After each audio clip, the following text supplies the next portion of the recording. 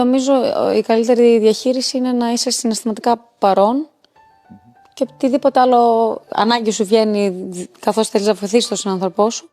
Νομίζω το καλύτερο που μπορεί να κερδίσεις το άλλος από την παρουσία σου είναι να μείνεις σταθερός, απλά συναισθηματικά παρόν. Νομίζω είναι το σημαντικότερο εδώ πέρα. Παρόν και ουσιαστικά και να μπορείς και να βοηθήσεις, να τον βοηθήσεις να βρει τα συναισθηματικά όπλα αυτά και τα διανοητικά όπλα. Και αυτό, να τα φανερώσεις. Να τα φανερώσεις, να τον βοηθήσεις να τα βρει μόνος του ή να τον βοηθήσεις να τα βρει, αλλά να μην τον βοηθήσεις να λύσει το πρόβλημα. Πρέπει να το λύσει μόνος του, γιατί αυτή η πάλι με το πρόβλημα, αυτή η αγωνία που έχει, αν θα μπορέσει να το λύσει, αυτό είναι που θα του δώσει την ταπεινότητα, την οποία χρειάζεται για να μπορέσει να αποκτήσει αυτογνωσία, την οποία αν την αποκτήσει μία φορά δεν θα τη χάσει ποτέ. Σωστά. Όσο έχει την ταπεινότητα να μπορέσει να βλέπει τον εαυτό του όπως είναι, να λέει αλήθεια στον εαυτό του για το τι μπορεί να κάνει και τι δεν μπορεί να κάνει.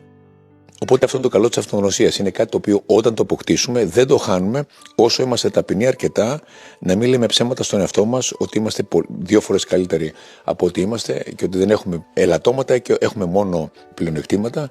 Οπότε όταν αποκτήσουμε την αυτογνωσία, μετά είναι κάτι το οποίο μας ακολουθεί σε όλη μας τη ζωή ουσιαστικά και μετά μας δίνει την δύναμη, την αυτοεπίθεση, η οποία μεταφράζεται πάντα σε αισιοδοξία.